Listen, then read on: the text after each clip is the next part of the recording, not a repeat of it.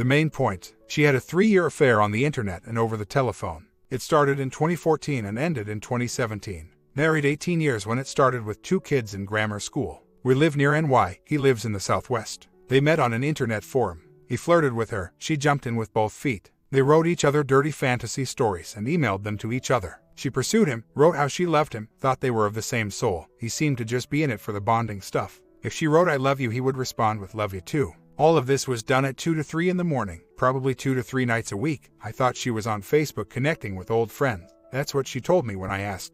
Like others have posted, she was the last person you thought would cheat. She hated cheaters. I found out because we always had each other's email passwords, and she wasn't tech savvy enough to delete the messages from the sent folder. She deleted the inbox and the trash, but not the sent mail. Looking through her email for something related to my son's school one late night, I stumbled upon the messages. I read them for a few hours. There were that many. It was clear that they had never met, but that she had wanted to. After kids were in bed, I confronted. She tried to deny for about 1 minute. I was furious and told her pack up her stuff and I'd send her on a plane to finally meet other man. If she wanted him, she could have him. I pulled out some dresser drawers and dumped them on the floor. Started taking stuff out of her closet and throwing it on the floor. Told her go get your suitcase. Asked her what's his phone number. I want to call and let him know you're on your way. I was dead serious and I can't ever remember being angrier. She never saw me like that before. I had never acted like that before. I'm usually calm and laid back. She wound up in a fetal position, hyperventilating. I thought I might have to call for an ambulance. Since then, over 2 years ago now, she's done anything I asked and took the initiative to do things before I even had to ask.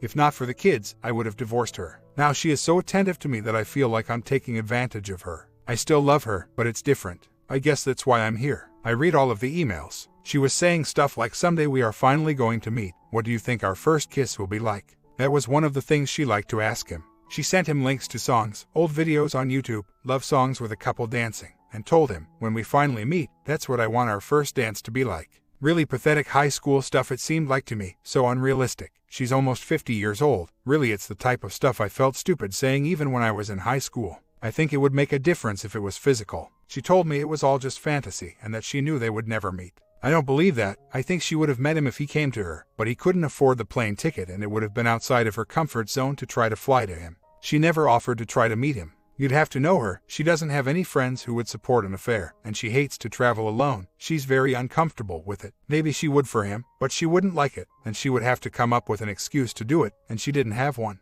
3 years of emails between them, so you can imagine I left a lot out. He was unemployed for the whole 3 years, just had gotten a job about a month before I found out. She actually mailed him money at one point, about $700, so he could pay his rent. He couldn't afford the plane ticket. He wasn't that interested in meeting her. I will have to find where I have the emails stored and post a few. If you read them, you would see what I mean. Part of what bothers me is how she pursued him and her kind of blew her off from time to time. To me, it was so obvious that he only liked trading the bonding stories. Anything else seemed like work for him, yet she would respond like he was as into her as she was to him. It was not a steady 3 years hot and heavy. There were times where he didn't respond to her for a week or two, then she would stop emailing. And there would be no contact for a month or two, then he would start it back up and she would be right back on board. He would give some lame excuse like he wasn't feeling well and was busy looking for work, and she wouldn't question it.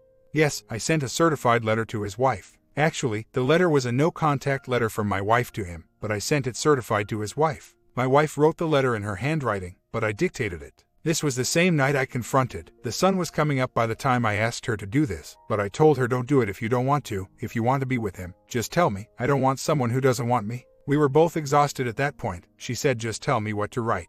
Also, the guy had just before the end gotten a job in a small company. Some of the last emails in that last month before I found out, he actually sent from work using his work email. I called up the company and asked to talk to his supervisor. I didn't know the name of the supervisor. I just asked, can I talk to the person who supervises so-and-so? I told him he might want to check on his new employee. He's been emailing dirty stories to my wife. The guy started laughing. I said I'm not kidding. This loser's been out of work for 3 years. He finally got a job. And in the first month he's already using the company email to send my wife some raunchy stuff. He said he'd look into it. I said please do, because if it happens again, I'm going to have to go to the police. We're going to have to get a restraining order or something. I didn't know what the heck I was talking about. And I don't know what happened to the guy after that. This is from one of the last email exchanges before I found out. Typical of the type of stuff she sent him. Typical of the type of answer he gave her. She always brought up the meeting. He never brought it up first. My wife, do you ever think that if we met, we wouldn't live up to each other's fantasy? We may never meet, but if we did, I would be so nervous that I would be such a disappointment from what you imagine. What do you think? Other guy, I think the key would be to open towards who we really are versus who we think the other person is. If that happens, it won't be a problem. I don't think it would be a problem at all. Edit. Actually, in many of the earlier emails, my wife would say stuff like, I know we will meet someday, whereas here she actually is saying we may never meet. Maybe after 3 years it was petering out on its own at the end just before I found out. Things are going well with us now, except I have a lot of little things that come up and nag at me. I am good at putting them out of my head and not thinking about them, but they never really get resolved. I'm not sure there is a resolution that will be to my satisfaction. I'm sure I will not leave my wife over them, and I don't know if I posted before, but my son's welfare and happiness play heavily into any decisions I make. For example, she claims it was just a fantasy that she got caught up in, that she never had any intention of leaving me, and none of the emails I read ever had any detail about either of them planning on doing that. Still, she was writing stuff about soulmates, not those exact words, and about her love for him, and meeting up someday. 3 years of this on and off. What bothers me is, what if this guy, instead of being an unemployed loser, had the funds to come and visit? Instead of being somewhat uninterested in pursuing it further, what if he was pushing to meet my wife? What if he asked her to leave me for him? Would she still have chosen to throw him under the bus when I confronted?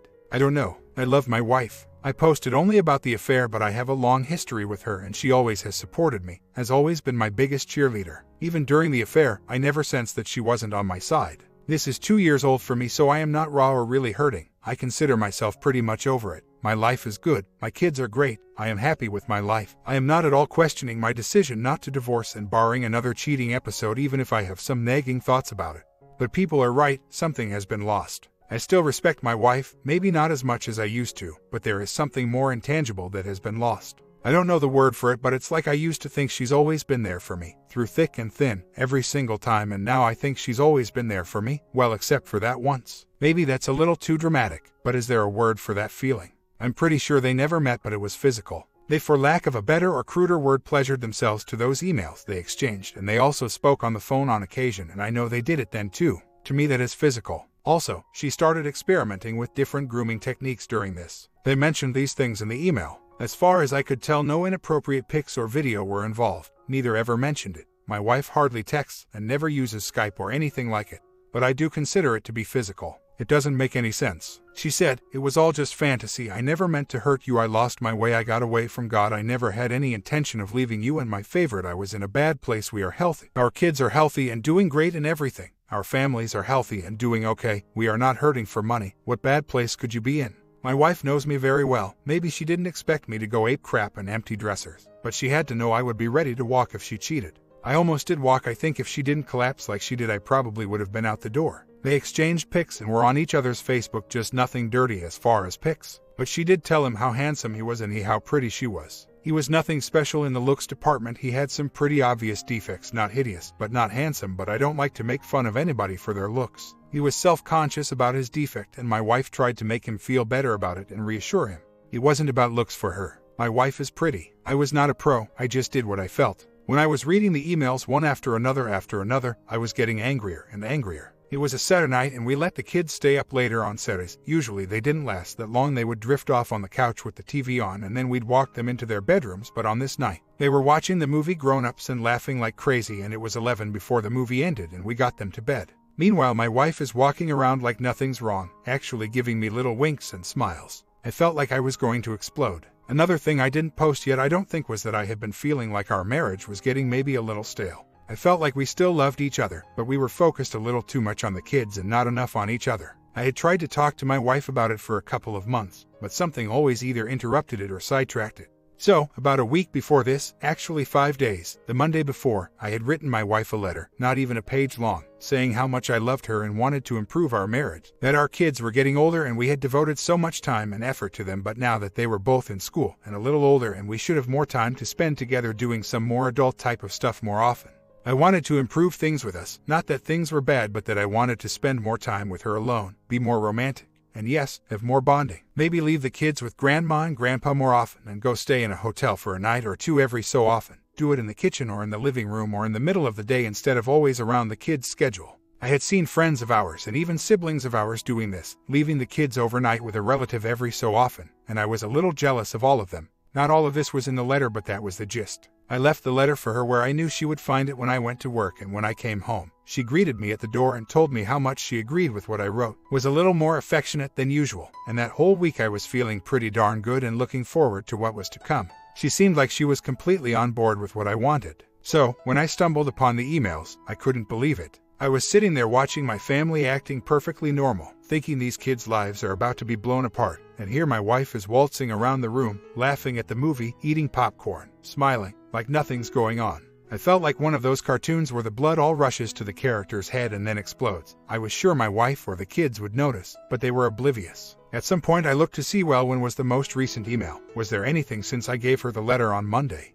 There was no raunchy dirty stories that week, but a few emails from her to him that week saying good night my sweetie or good morning, including one from the night before. I'm sitting there looking at her like, who is this alien living in my wife's body? Where is my wife? Who is this person? Once I knew the kids were sound asleep, I was not all that loud, but I spewed venom at her. I was disgusted. We talked all night, more like I ranted all night, and she cried. At one point she says, be quiet, the kids are going to wake up and hear what we're talking about and know something is going on. And I was like, well, what do you think they're going to think when they wake up tomorrow and you're not here or I'm not here? They're going to find out sooner or later. If you were so worried about hurting the kids, you should have thought about how you were carrying on. I found your emails. You were too stupid to even delete them, right? What are the odds that you left your email open and the kids already read them anyway? And she's crying and saying, I'm sorry, I love you, we have so much going for us, you just sent me that letter. And I showed her the email from the night before and said, yeah, that letter meant so much to you, but you're still telling your soulmate good night, sleep tight. And she's saying, no, we're just friends now, I made a mistake, but it's over, he's just a friend. And I said, well, show me one other friend where you sign your email with good night sweetie, and if you tell me he's just your good friend one more time, I'm walking out that door and never coming back. I got a little worked up all over again just typing that. I haven't thought about all of the stuff I said that night for a long time now. Anyway, I always just felt it was just a stroke of fate or luck or something that I reacted the way I did and she reacted the way we did and we were able to work things out. To me it seems that it just as easily could have gone the other way. It wouldn't have taken much that night to send me packing for good, and I wonder if she wasn't deeper in the fog, if I hadn't sent that letter, or if it had been earlier in her affair when other men seemed more into it, that she wouldn't have just given me a big F you, who cares. Seems like just dumb luck to me, not so much my reaction. Because even if I wasn't so angry, there's no way I'd tolerate something like that. But I wonder if this guy wasn't such a loser, or it was earlier in their relationship that she wouldn't have reacted differently. It had been going on 3 years and maybe it was petering out on its own by that time anyway. Neither of us has had any counseling. I'm not from the type of family or background where people seek counseling for these types of things. If I need to, I can talk to my brothers or sisters. She is from a similar background. I haven't told anyone about the affair, besides sending the certified letter to the other guy's wife, calling the other guy's supervisor. I don't think she told anyone about it either. I haven't read any books about it and I don't think she has either. I have looked on the internet for some guidance, but there's a lot of conflicting info out there and I basically just have been following what I think is right.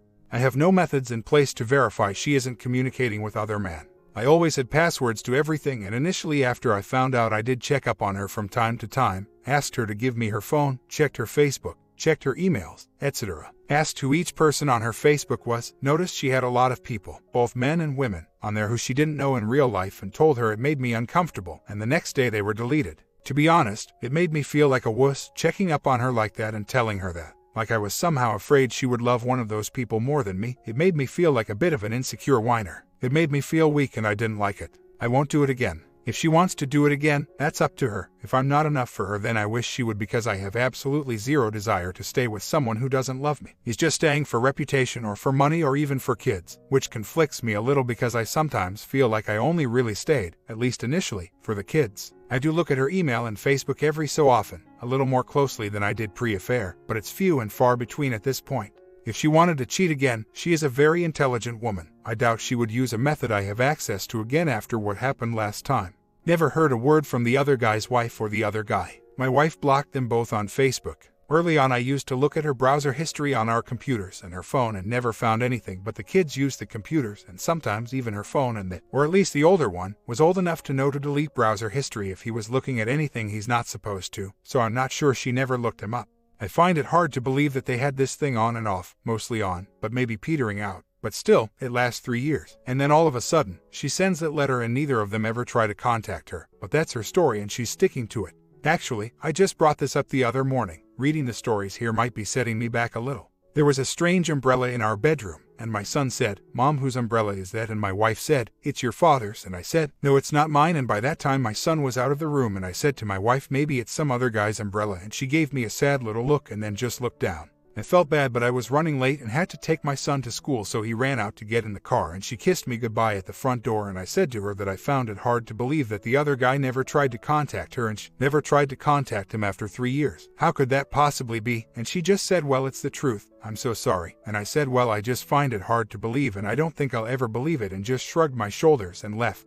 I think that's from reading here. Maybe you read about all these unrepentant and still lying cheaters. It maybe makes you a little on edge. So, we haven't parted ways like that in forever, and I felt like crap on my way to work. When I got to work, I had an email from my wife. Here it is. "I am sorry you don't believe me. I understand. I pray that someday you will be able to see I am telling the truth. I have to answer to God for my many mistakes and how they have hurt you. I pray every day that I never hurt you again and that you can heal. I will never forgive myself and will carry this burden forever. All my love." So, I felt even worse after reading this. I don't think she's in contact with him all this time later. I can't help but feel that they found a way to talk or message 1 or 2 last times after I confronted her. It would seem to be just human nature to me, but I have absolutely zero evidence, just what my common sense would tell me. I used to bring up the money from time to time, but haven't in a long time now. I brought it up more to hurt her when I was feeling down about the whole thing than because it actually bothered me. Yeah, I love you and I feel we are of the same soul, and I want our first dance to be like this. Stuff bothered me. The money never really did. Well, the whole damn thing bothered me. But relatively speaking, the money is pretty far down on the list. I never asked her to repay it. I don't want to sound any certain way about it, but $700 is not a big deal to me. No agreement about future cheating or divorce. Except she knows that if she cheats, we divorce. But if you're asking about a prenup or a postnup type thing, no. No, she hasn't written me anything like she wrote to him. It's not my thing. It doesn't do anything for me. She hasn't offered and I haven't asked, and I'm good with that. But I will say this, she hasn't turned me down once since this happened.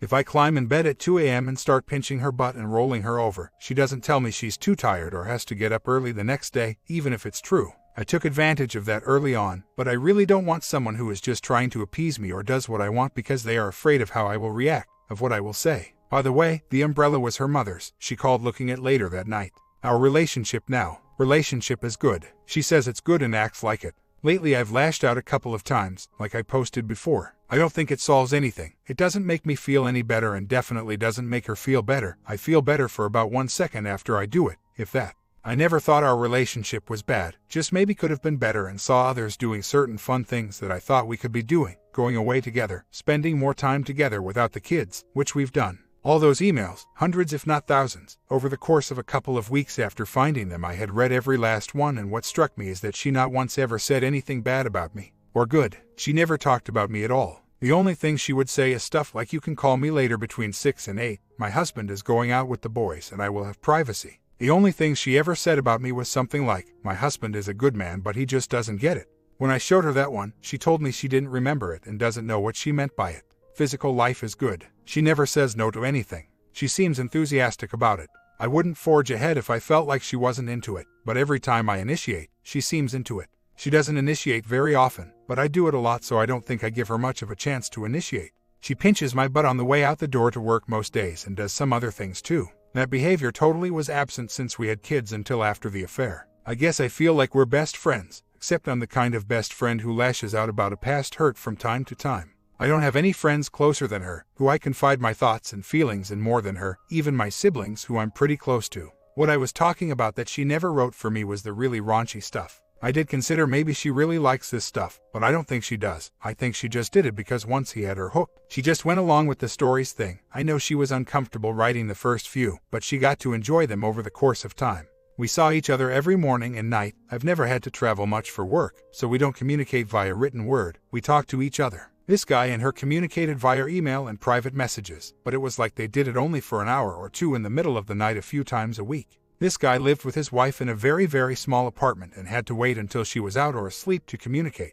My wife had me and 2 kids who could sneak up on her at any time also, so the same for her. So, it wasn't like it was constant all day long, but you make a good point, because she obviously really looked forward to it. She couldn't wait to get up in the middle of the night to see what he had written. We were married 18 years when this started. I'd be curious on your thoughts of duplicating that anticipation that she showed for him. We see each other every morning and night and weekend, that whole real life thing as opposed to the fantasy and infatuation of a new relationship.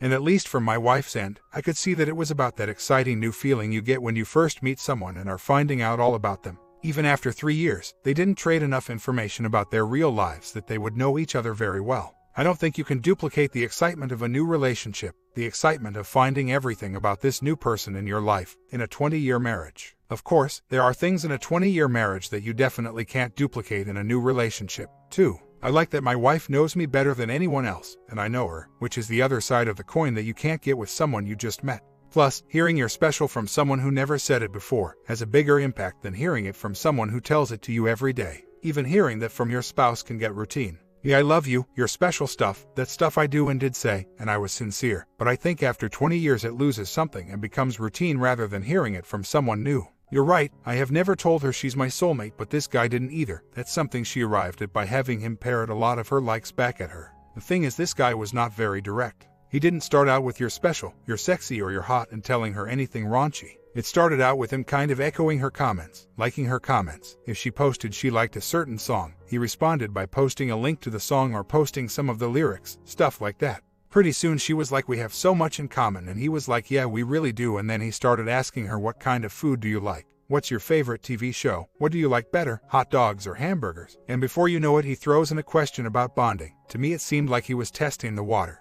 And when she just responded to it in the same friendly way, he just stepped on the gas and they were off. This thing escalated from 0 to soulmates in 2 weeks. I don't have a good read on the guy, because if it was me and I wanted to manipulate her at that point, no doubt I could have fueled her on and gotten her to send me pics and vids. I think she would have done it if he asked for them and if he knew what buttons to push, but he ran hot and cold and he never asked for pics or vids, never really suggested meeting up with her. It seemed he was all about the stories. Everything else seemed designed to keep that going. Maybe like Machiavelli posted, that was his game. The hot and cold stuff kept her coming back wanting more. My wife is normally a smart person. I don't know how she couldn't see that as it was happening.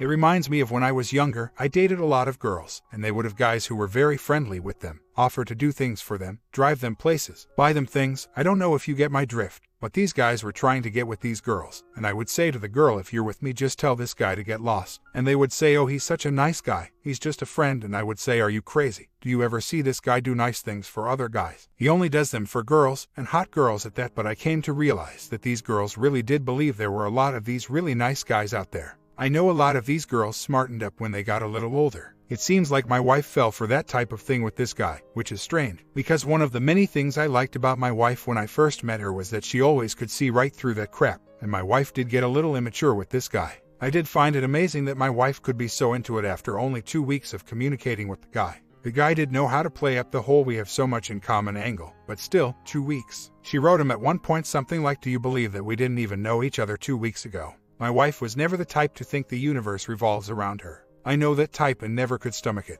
When I was younger, I knew guys with drug problems who did some time in prison. I knew guys who did a little jail time for multiple drunk driving. These were basically nice guys in other aspects of their lives. When I was a kid, I did stuff I knew was wrong and lied to my parents. It wasn't that I didn't love or respect my parents. I knew right from wrong, and sometimes I chose wrong because I thought it would be more fun. I cared about what my parents thought, but not enough to not do the wrong thing I wanted to do. I felt bad and eventually learned, usually the hard way. I'm not sure that has anything to do with my wife or her affair, but I do think it was fun for her, and I do think she learned the hard way. She liked this band, and she wanted to get tickets to see them, and she heard that you could get tickets easier, or cheaper, or earlier than they were available to the general public if you were on this fan website. That's why she joined it. Then she posted to their forums, and that's how she met this guy. The guy was one of their longer-time members, and my impression is that he jumped on new female posters of a certain age range and struck up relationships with them. He was in the same age range as my wife, but most of the people who posted there were younger than them. I know my wife found out he was exchanging emails with other female posters, also in the same age range, at one point, and my wife was jealous. But anyway, that's how it started. He was unemployed. If he posted what he did that day, it might be something like he took a walk or he played with his cat, he looked for a job, went on an interview, stuff like that. An exciting day might be if he went to the local zoo on the day they let you in for free. I kid you not, I couldn't make this stuff up. If my wife asked him how your day was, he would answer okay or something short, and then move on to I heard the band is releasing a new album or played a great concert last night or how much he enjoyed what my wife wrote for him or asking her how she liked what he wrote for her. I think she got hooked by that new relationship excitement, that butterfly in the stomach thing you get in the beginning. I don't think she looked for it. I think she stumbled on it by accident, or it stumbled on her, but she definitely liked it or was hooked by it. She seemed to be in a real fantasy land type space. I really don't believe she had any intention of leaving me, yet I also think she wanted to meet up with this guy and explore that. How she thought she could stay with me and explore with him, that I don't know. I'm tempted to blame brain chemicals, but how come my brain chemicals don't seem to work that way? How do you provide the butterfly in the stomach feeling after 18 years, now 23 years? She wasn't giving me butterflies, either. I'm no trash, I bring a lot to the table. I'm a good-looking guy, I'm a great dad, I'm a little league coach, I'm good with kids, I make a good living, I have a senior position in the company I work for, I have some level of professional success and esteem in my industry, I think I'm fairly well respected and well liked by people I know and meet, and I really love my wife and family. I know my wife knows other women have shown interest in me, but I am not open to it, and I just ignore it or politely decline. Maybe my wife was too complacent that I wouldn't take them up on it when it happened. I don't even usually tell her about it. Maybe I should have been collecting their phone numbers and showing them to her. I know she pursued him. I was never under any different impression. He started it and got her interest. He pursued her for like 2 to 3 weeks, then he lost interest and she pursued him for the rest of the time. He ran hot and cold. I don't know if he was a predator or not. You are going to have to take my word for it because I read all the emails, but all I think he liked to do was type stories on the computer and read her stories. He would write like, picture we are on a plane and I am the captain and you come into the cabin and I put it on autopilot. Like the plot to a porno scene, except he wasn't interested in pics or vids or meeting up. He would just write these stories and ask her to write for him, except after a little bit he didn't have to ask. I don't know if you would call it a fetish. He gave her just enough of the other stuff, that we have so much in common, we think alike, we have so many common interests. They really only had the music to get to the other stuff. It was so obvious to me. What was frustrating to me reading the stuff is that she was oblivious to it, and it really turned into her pursuing some guy who really was pretty indifferent to her as a person. So I even felt a little sorry for her, except initially when I first found out the anger was so overwhelming. But when I reread them, she came off as a little pathetic. In real life, she's not. I have to go out now. Later I will dig up another one of the things she wrote to him to show you how pathetic it looked. This one really stood out to me. Part of what bothers me is that it doesn't make a lot of sense. I can live with that. I know people do things that don't make sense, and a lot of the stories I have read here, the cheating doesn't make any sense. But I am the type of guy who does things for a reason and thinks of the consequences, and my wife up until then and since then always was that type, too. Keep in mind though that this was 2 years ago, so it doesn't come up that often, and although she has never admitted it was anything other than fantasy, she is well aware that I don't believe it. Like you said, I believe if they had met, if he had funds and means, they would have had slept together and she maybe even would have left me. There is no way of knowing what is and was in her head, but judging by actions, I don't think she could fake it for over 2 years of being together since I caught her. If the subject comes up now, all she does is apologize. She never says it was just a fantasy. She just apologizes and promises to make it up to me for the rest of my life. I posted one of her recent emails to me when I lashed out at her one day when I was headed out the door for work. If you look at that, that's what she says now. For a long time, I didn't mind letting her fawn all over me. Really, I still do enjoy it. It's just that it seems out of place in this era. It seems like more of a throwback to a previous time, I'm guessing from what I see in movies. I am not a monster. I don't keep her in the marriage through threats of leaving, but I do let her know what I am and am not willing to tolerate. And I also let her know that if we were to divorce, I would provide for her and the kids, no matter what. Hell, I don't know if I really would have a choice anyway, the way the divorce process and divorce courts work. We rarely talk about these things now, but they were discussed in the weeks after I confronted her. I have absolutely zero desire to stay with a wife who doesn't love me, who only is staying because she is afraid of the financial consequences. So I let her know that I would take care of her financially if we split up, that I would be as fair and reasonable as she was with the kids, and like I said, the courts probably would see to that anyway. Since I started posting here, I have made a bit of progress, I believe. I have put the what-ifs out of my mind, because if you really think about it, our whole lives are a series of what-ifs, and truth be told, my whole relationship with her, from the way I met her to the way we eventually wound up together, was just one what-if after another. So, I can live with the fortunate circumstance that there was a problem that could have turned out much worse than it did. As far as the other guy, I do not give him much thought. If my wife ever does cheat again, it won't be with him. I left some stuff out about this guy. I did look into this guy in the first days after I discovered this thing and found out some stuff about him. Stuff my wife didn't know about, and shared it with my wife. Feels funny to say this as I type this on the internet, but one of my favorite things to say to my wife and kids when they tell me what someone wrote on the internet is that everyone's a liar on the internet.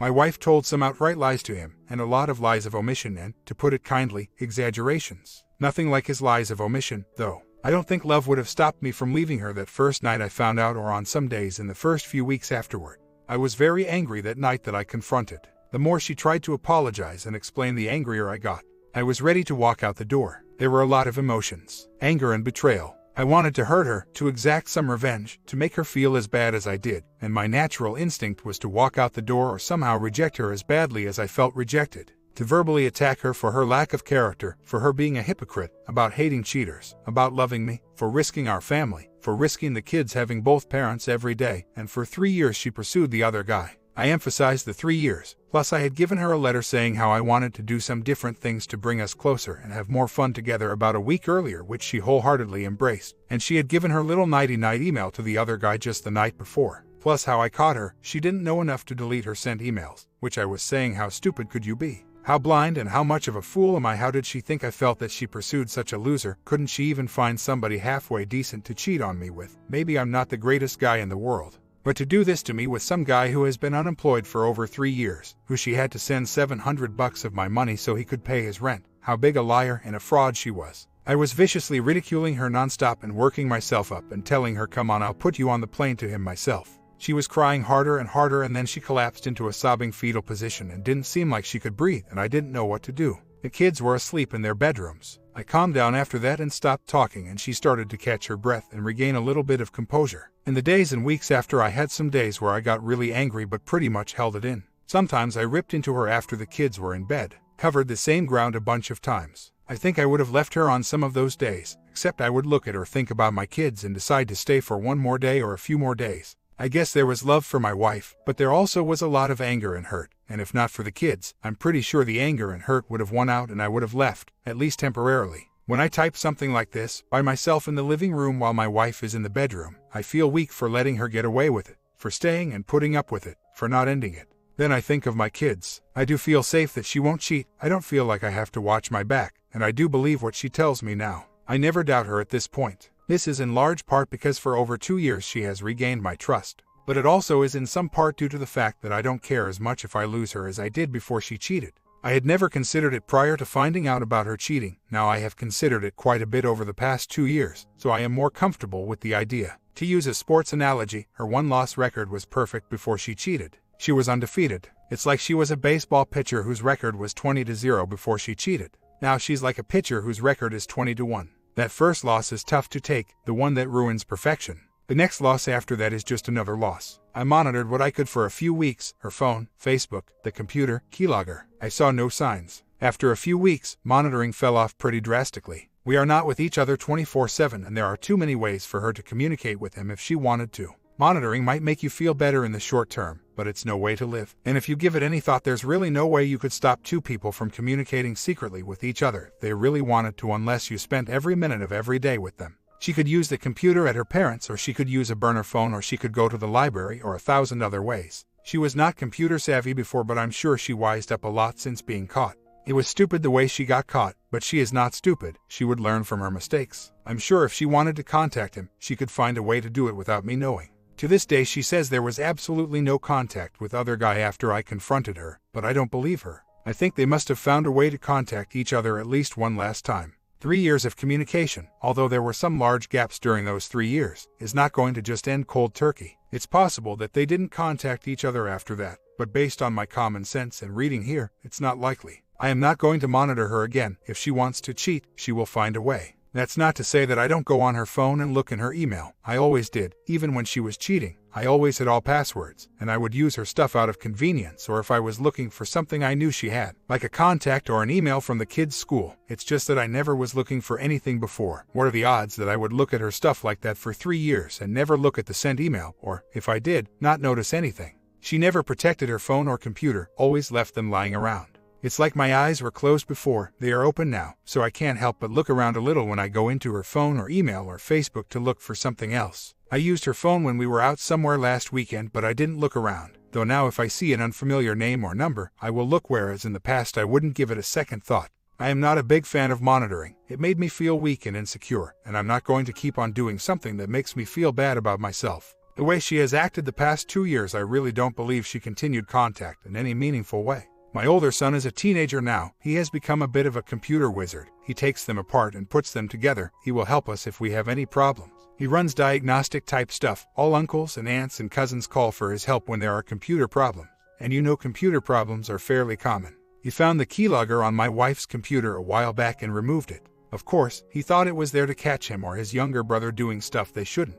As far as her falling off the pedestal, I am not sure I ever had her on the pedestal. She was not perfect, I never thought she was, but her loyalty was perfect. Like comment, you know what else? You need to stop feeling guilty for her actions and your feelings. You have distrust and it will lessen, but it'll never go back to your original trust. Stop trying to reconcile her attempt at appeasement as you are using her or taking advantage. She messed up, she is earning back your trust and you need to go with the flow. As long as you aren't abusing her or using manipulative coercion, it is all good.